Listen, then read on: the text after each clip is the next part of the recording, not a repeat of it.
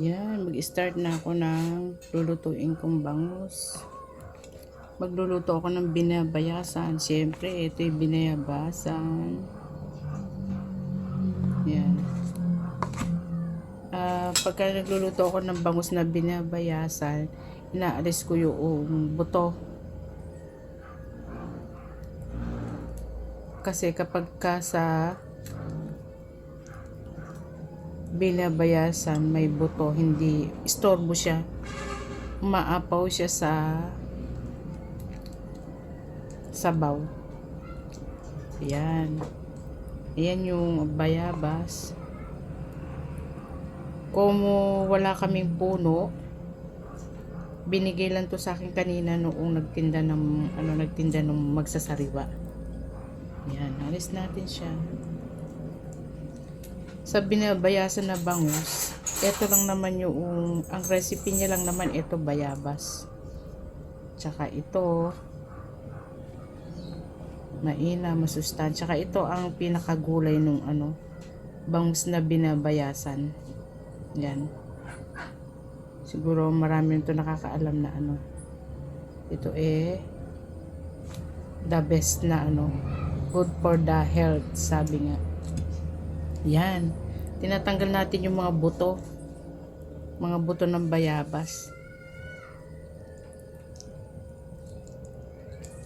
Yan. Yan siya.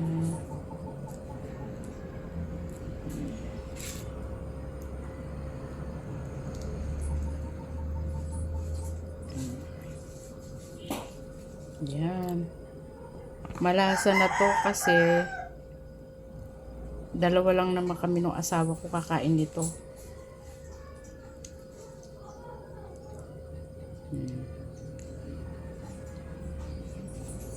Yan, hiwalay natin yung mga buto. Ayan.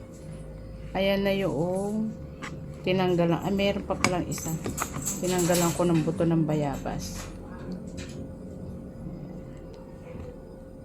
At syempre, ang mahiwaga kong kaldero. At ito yung bangus ko. Yung bangus ko, ayaw namin ng isinasama yung buntot. Kaya hiwalay ko siya. Ito na lang okay na sa amin to. Tapos, ito na yung nahiwa. Ito na yung ko. At syempre, ang pinaka the best sa lahat, siling. Kung mahal ang sili, alam niyo po ba yung siling kilo ngayon is 800. Kaya yung 10 piso niya halos 3 piraso lang. Tipirin ko na lang. Sa hirap ng buhay, kailangan tipid-tipid. Ayan. Kunin ko pa isa. Ito pa, may hilaw. Isama na natin to. Buti ng pampaanghang sa Wala na siling green dahil ang siling green mahal din po. Ayan lang po ang recipe niya ng binayabasang bangus, bayabas, siling Taiwan, at saka ito lang po pinakagulay niya. The best to mga kaibigan. The best. Tsaka ito lang ang kaldero, kung mahiwagang kaldero.